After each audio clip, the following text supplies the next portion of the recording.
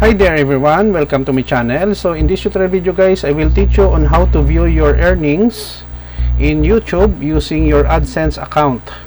Before we start, I would like to say thank you so much to all my viewers, silent viewers, and supporters in my channel. Thank you for watching my videos. If you are new with my channel and then you like this video, please hit the like button. Don't forget to share and please support my channel guys by clicking the subscribe button. So let's get started.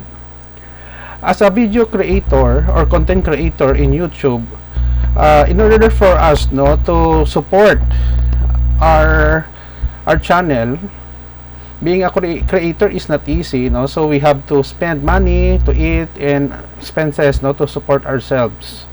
So one way to encourage content creators in YouTube is the YouTube or the Google, the mother company, creates the AdSense in order to provide income to the content creators. Now, if you have qualified to become a content creator, you create an AdSense account. So in this tutorial, I will show you how to view your income in YouTube using your AdSense account. So in your browser, in this example, I'm using Google Chrome. I will type AdSense. Okay,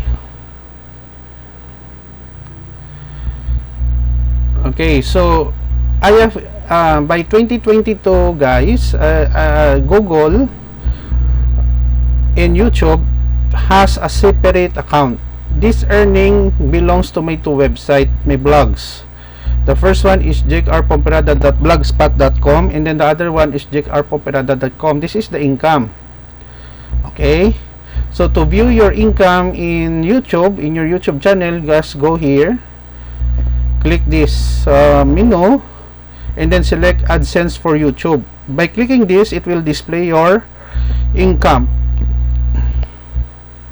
Okay, so right now, I have 63.10 US dollars. That is my income. So there is a threshold of $100. When I reach the $100, YouTube will send me an email and I can get the money from my online transfer of my account in my bank. Okay, so again, go to this menu, select AdSense for YouTube to view your earnings.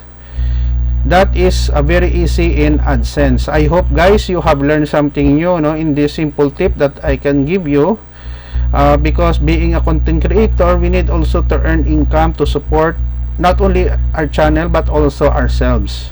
Thank you so much guys for watching. Don't forget to like, share, and please support my channel guys by clicking the subscribe button. See you in the next video tutorial guys. This is your friend Jake saying bye bye for now.